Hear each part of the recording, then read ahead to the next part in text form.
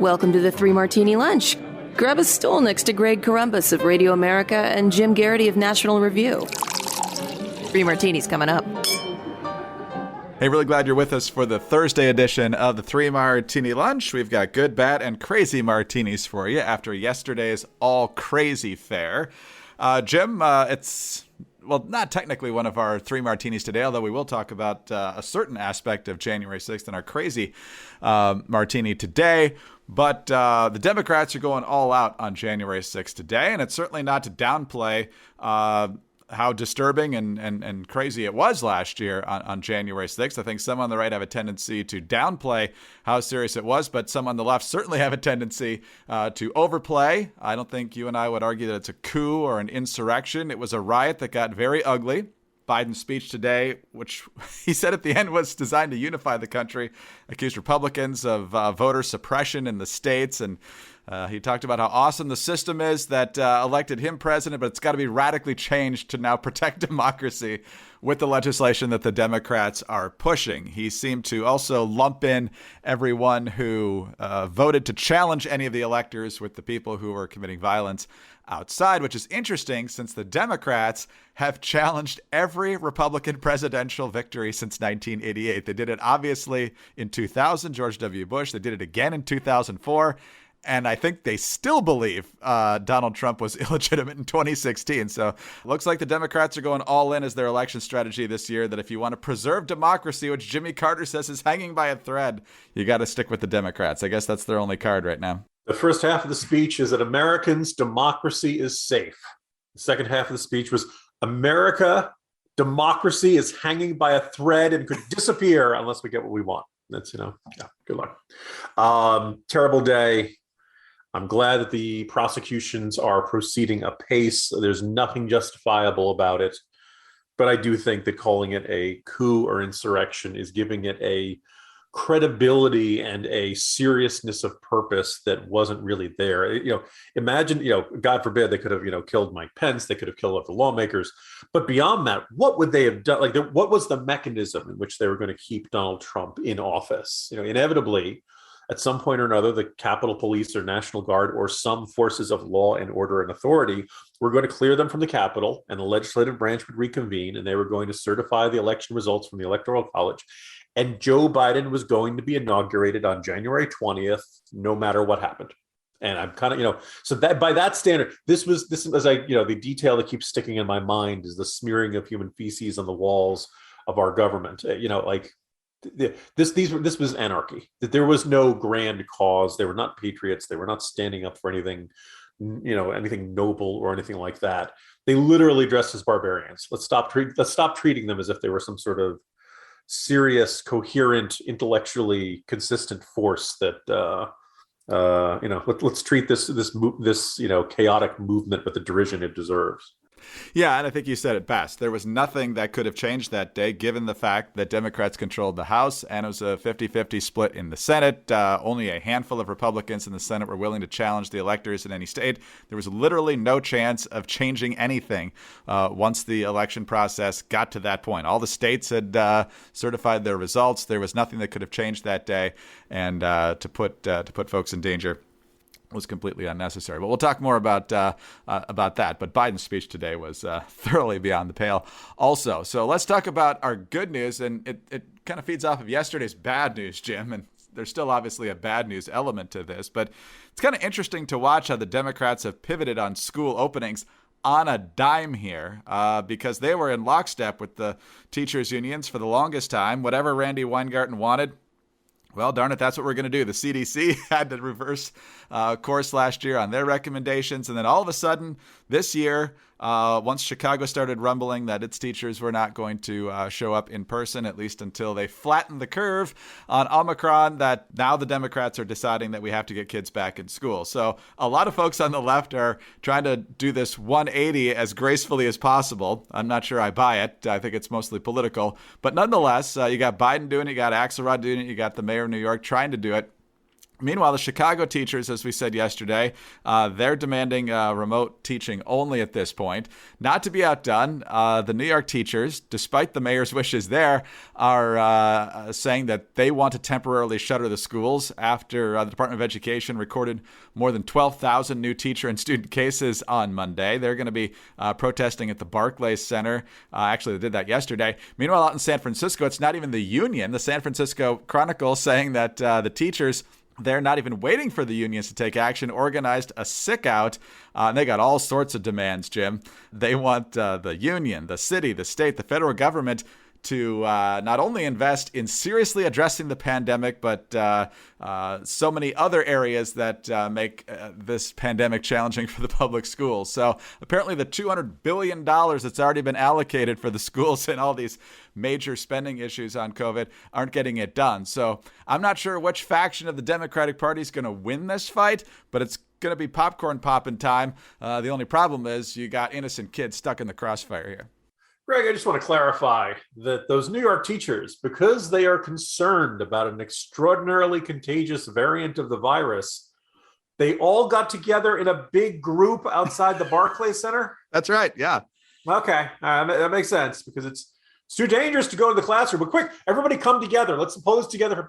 Bring it in closer. Everybody get together. You know, a lot of handshakes, high fives, deep French kissing. You know the deal. Look, this is bad for the kids involved. This is bad for those cities. But I think there's only one of two ways this shakes out. Either the elected Democratic leaders in these cities, as well as, in Congress and nationwide, and perhaps the president himself, Biden, will either they recognize that these groups of teachers have no interest in teaching. Somebody made the interesting point. Over in Europe, they opened schools in late spring 2020. Long before there was a vaccine, long before there was a boosters, they figured out, okay, we're going to put on masks, we're going to try to space out the kids, we're going to do the best we can because education really, really matters, and we got to get these kids taught. And here in the United States, a lot of places, at least in my neck of the woods, schools were out of, we did virtual learning for a whole year. Some cases more than that. Some cities, it was closer to 18 months. And then, teachers in a lot of states got pushed to the front of the line for getting shots. They're near the front of the line for getting boosters. We're now dealing with a milder version of the virus, a less virulent variant in Omicron. Now, a lot of people catching it, heck yeah. And if a school said, look, we wanted to hold school today, but we've now had, 20% of our teachers call in sick or something, we just can't find enough substitutes. If they said, look, we got to close school on Monday, but we're going to try again on Tuesday. Okay. That happens. I look, it's a very contagious variant. If enough people are literally out sick and it's genuinely they're sick and they don't want to come into the school because they're afraid they could spread it to people, okay, fine. But do it on a school by school basis. Don't do it on the whole citywide, we're just deciding not to do this anymore. It's happening in San Francisco, it's happening in Chicago, it's happening in New York. These are three of the most, deep blue progressive cities in the country. And they're some of the biggest cities in the country. And this is clear demonstration. Progressive big cities, the schools don't work. Never mind the bad results they tend to generate. In all three places, teachers are saying, we've decided that this mild variant is too threatening and we want to shut them down. We're not going into school. We refuse to do our jobs. Somebody somewhere has a great, Reagan and air traffic controllers moment here. Maybe it's the mayor, maybe it's the superintendent. Whoever's got authority over these teachers can say, look, if you do not show up to do your work, you are doing this in violation. We've established that the health threat is not serious enough. This is not life-threatening. We have all kinds of treatments available. Get your butts into class and do it. Otherwise, we're in violation of your contract and you're out of here. You have proven yourself to be a liability to the party, and the party will no longer give you what you want, with carte blanche, and give you whatever. You're now going to be just another interest group with no more power than anybody else. And in fact, you've heard our reputation. So we're going to have, it's like the old Police song, "Don't stand so close to me," which ironically was about a teacher. We're not going to stand by you through thick and thin anymore. You've cost us seats. You probably cost us the Virginia governor's race. And we're not going to let you cost us anymore with the midterms approaching. So Democrats are either going to do that, or they wimp out and they knuckle under and they, do what they say because the teachers unions call the shots. And in that case, there's going to be a great opportunity for Republicans next time people go to vote, both in these cities and in general. Because even if you're not affected by this, if you're in, say, a suburban Virginia one school district, you're looking at us and saying, boy, I hope my local teachers don't get the same idea. I hope they don't say, oh, I don't know. I'm not going to wait. Why should I go and show up to school with this Omicron variant going on when I could just as easily, decide to stay if up in New York, out in San Francisco, and in Chicago, they're not working. Why should I work? I mean, this is all theoretical, Greg, because, it snowed and we're on day 4 of snow days here in Fairfax County, which ironically was about a teacher. We're not going to stand by you through thick and thin anymore. You've cost us seats. You probably cost us the Virginia governor's race. And we're not going to let you cost us any more with the midterms approaching. So that's one possibility. I don't think or the Democrats do decide, we got to give them what they want. And it turns into an even bigger, more an even redder tsunami come November of this year. The police really should have made up their mind. On the one hand, they don't want you standing so close to them. On the other hand, they're watching every breath you take and every move you make. I mean, well, it was COVID preparation, Greg. Don't stand so close to me, but I'm watching you all the time. Every breath you take because you're exhaling the virus. A little schizophrenic there, I think, though, on the part of Sting. No wonder he ended up going solo. Maybe he didn't want to stand so close to the rest of the band. Jim, because it's about a teacher and a girl, he's running away from the rest of the police. Exactly. It's the hot music takes from the 1980s, just like yesterday. But anyway, as you watch all of this play out, Jim, on this and many other issues, you get to do all of it from the comfort of your XChair. Dear listeners, I love my work, but sometimes I used to dread sitting down at my desk before I got my XChair. But now, thanks to my XChair, I look forward to sitting in my office because my body feels so much more supported and comfortable. And more comfort means more productivity, helping my XChair pay for itself thanks to how much more work I'm getting done each day. And if I'm feeling tight or stressed, I just turn on the Elemax massage feature and choose from 4 different massage options. If my home office is a little too hot or a little too cold, I just flip on the Elemax temperature regulation and either heat or cool my lower back. And once you feel the customized support of the XChair's patent dynamic variable lumbar, or DVL, your back will never be happy in any other chair again. Take my advice, try the XChair for yourself, risk-free for 30 days.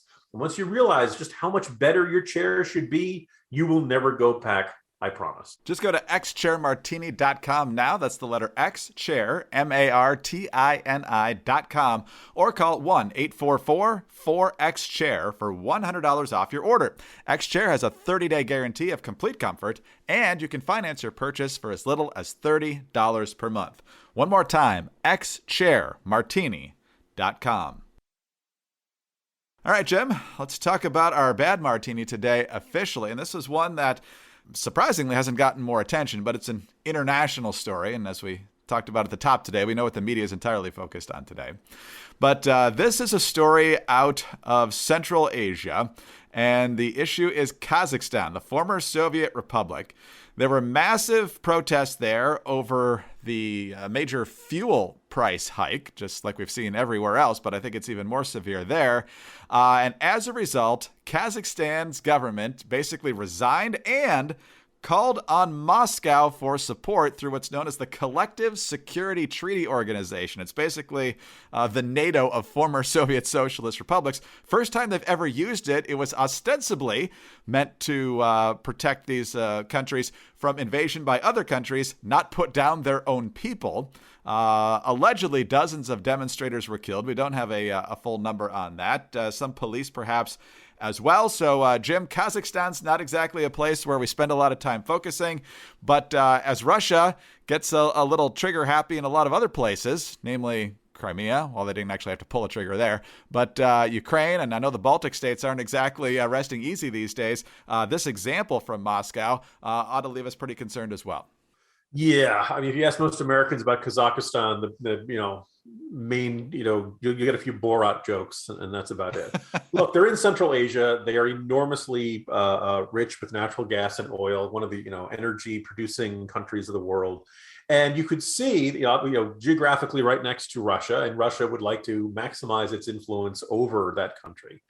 And if you want to say look, the U.S. has limited national interests over there. It's always been close to Russia, fine, okay, but let's observe what kind of signal gets sent to the world when a pro-Russian government has this protests against it, and Russian troops land to help the government suppress dissent and protests, and allegedly killing dozens of demonstrators, according to the reports out there. What does that look like? That looks like either Russia has a whole bunch of client states that are basically Russia is the bodyguard of a whole bunch of vassal states surrounding it.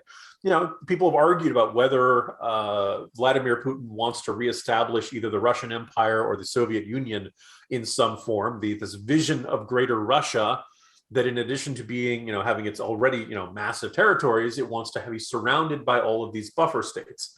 Long memories. They remember Napoleon. They remember Hitler. They remember all these folks who are trying to do this. Now, look, if you want to say this is Central Asia, the U.S. is very far from this, and this, fine. Okay, you want to make that argument. But this is all happening in the context of Ukraine, and I cannot help but notice, Greg, that for a good 4 or 5 years, we were told by the Democratic Party that Vladimir Putin was one of the greatest threats on earth, and that they were absolutely furious with him, and we were furious about Trump for not standing up to him enough. It was time for Americans to really stand up to Russia and this Russian aggression. This will not stand. And now Russia's sending troops into another country, and nobody doesn't seem to be paying any much attention to it, which makes me think that all of that, fuming and raging and anger at Vladimir Putin, I've always been on board with that. I'm a Cold War kid. I'm never going to trust the Russians all that much. But if you want to, my sneaking suspicion the whole time during the Trump years was the Democrats weren't really angry at Donald Trump because he had ties to Vladimir Putin. Democrats were angry at Vladimir Putin because he had ties to President Trump. That in the end, it was the role in domestic politics that bothered them, and they certainly had never gotten upset about the takeover of Crimea. They had never gotten upset about the Russian-backed forces shooting down a passenger airliner.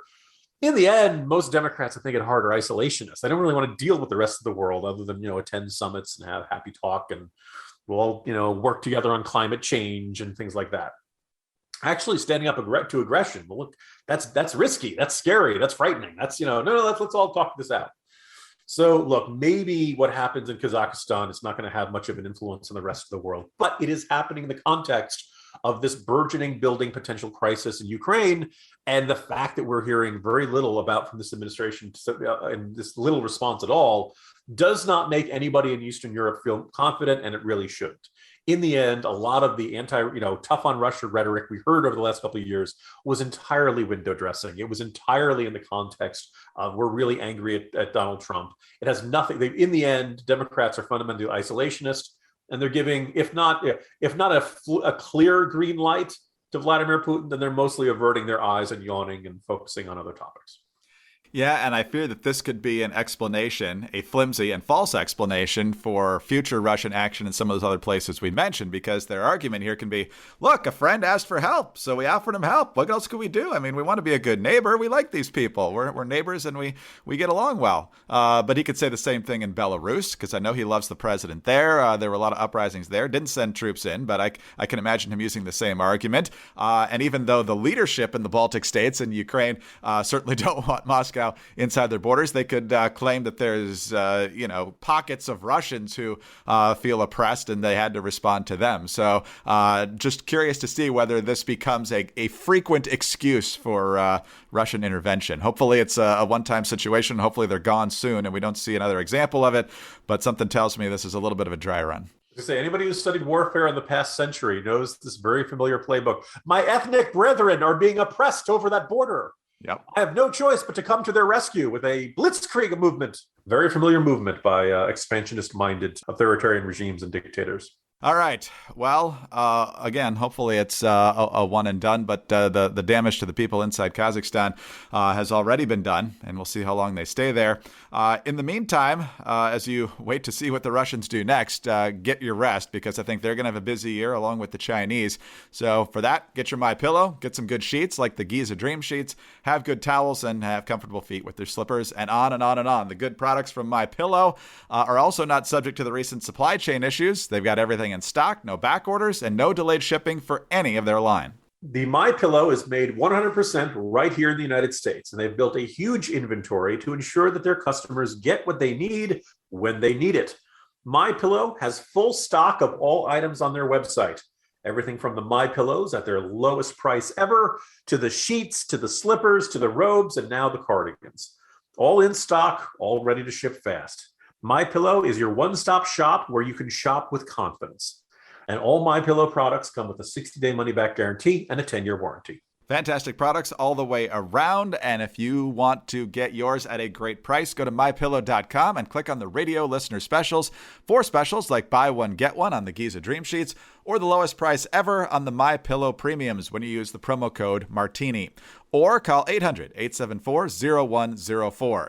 Don't miss this sale of the year. That's mypillow.com, promo code Martini, or call 800-874-0104. Sleep better with mypillow.com. All right, Jim, back to January 6th and technically January 5th, according to surveillance footage of last year. There is a figure on that surveillance tape placing bombs at the Republican National Committee headquarters and the Democratic National Committee headquarters, which are not that far apart from each other. Geographically, ideologically, it's a different story, of course. And so far, this appears to be, perhaps the greatest threat of all from that 24-hour period. Yet, for all the arrests we have from what happened at the Capitol the next day, we've got nothing, apparently, on this guy. Why not? That's a terrific question there, Greg. And let me observe, whatever you think of the protesters, the president, or the 2020 election, I think we'd all agree you're not supposed to leave pipe bombs people anywhere. Somebody who did that is terrorism. That is an attempt to kill people.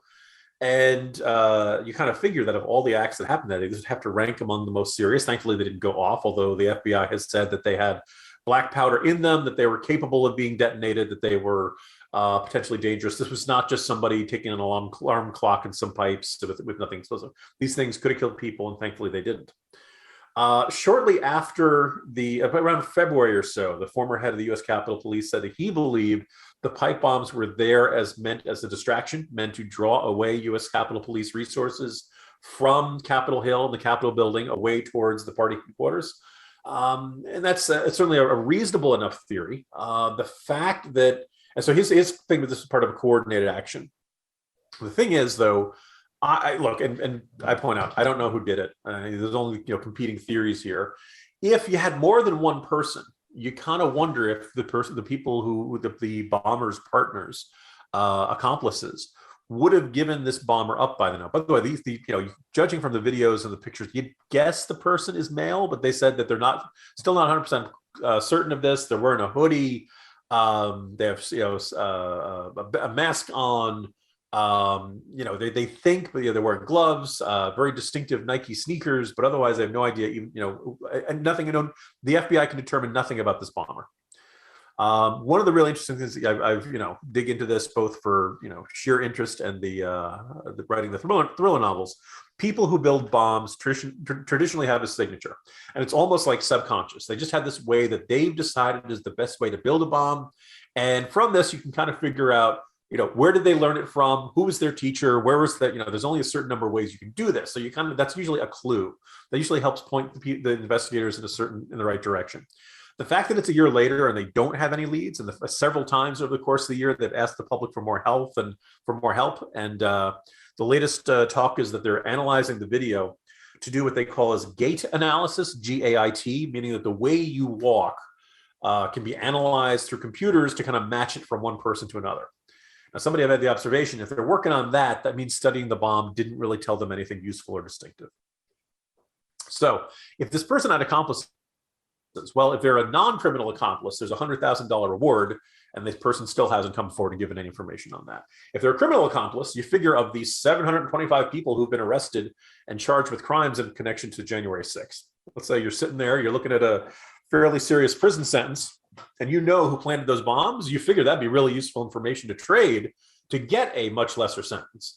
There's no indication that has come forward. So I look at all that, and I suspect that the perpetrator of this was working alone.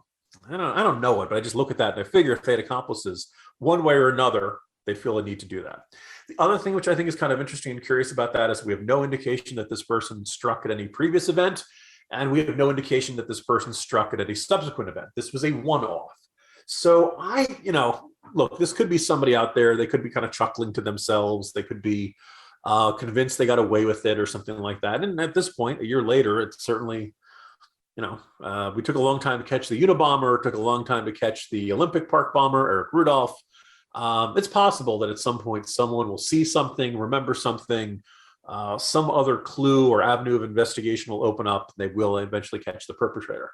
The theory, as I was reading all this, I came up with, and again, it's just a theory. I have no idea if this is true or not, but the fact that nothing's happened since makes me wonder, Greg, if the perpetrator is actually one of those more than 725 people who've already been arrested. Very tough to find the suspect out there walking the streets if you already have him in custody. And so in other words, the idea is that the law enforcement has this person in custody and they've charged him on something else. They set the bombs, then went off and participated in the January 6th riot in some other capacity. Ended up getting arrested, and nothing's been found to tie that particular perpetrator to the placing of these pipe bombs on that. So that's the state of the investigation as of this morning. I think if you think about it, you get this reminder. You're kind of left with this kind of this bizarre, head scratching and somewhat unnerving realization that, look, this is Capitol Hill. There are security cameras everywhere. You'd like to think this is one of the more secure sites in the entire country, and yet somehow no arrest, no real strong leads. It sounds like no suspects, no good avenues of investigation to figure out who this is. So I hope they find this person. I think it's one of the more fascinating and really perhaps even troubling unresolved questions of January 6th, and one that I think is kind of fascinating also that it got relatively forgotten compared to all the other vivid scenes that we saw on our television screens a year ago. We'll find out if there are any developments in this case, but there certainly haven't been since that day. But Jim, the Democrats will still be talking about January 6th in perpetuity here. I assume we'll have some other issues to talk about tomorrow, but until then, have a good one. See you tomorrow, Greg. Jim Garrity, National Review. I'm Greg Corombos of Radio America. Thanks for being with us today. Do be sure to subscribe to the podcast if you don't already. Also, please tell your friends about us. We're very grateful for your 5-star ratings and your kind reviews. Remember, you can get us on your home devices. All you have to say is play 3 Martini Lunch Podcast. You can also follow us on Twitter. He's at Jim Garrity. I'm at Dateline_DC. Have a great Thursday, and please join us on Friday for the next 3 Martini Lunch. Hey guys, it's Mock and Daisy from Chicks on the Right. We're excited to tell you about our podcast, the Mock and Daisy Common Sense Cast. From discussing topics like cancel culture, what's happening to our new generations, crises in our nation, and even some high-profile interviews, each week we touch on subjects that matter to us and matter to you. And we're not afraid to tell you how it is, so tune in every week to hear us talk about the things or even just get a good laugh. To find out more, go to our website, chicksontheright.com, or start listening on the Apple Podcast app, Spotify, or your favorite podcast app. Don't forget to leave a comment or review and subscribe.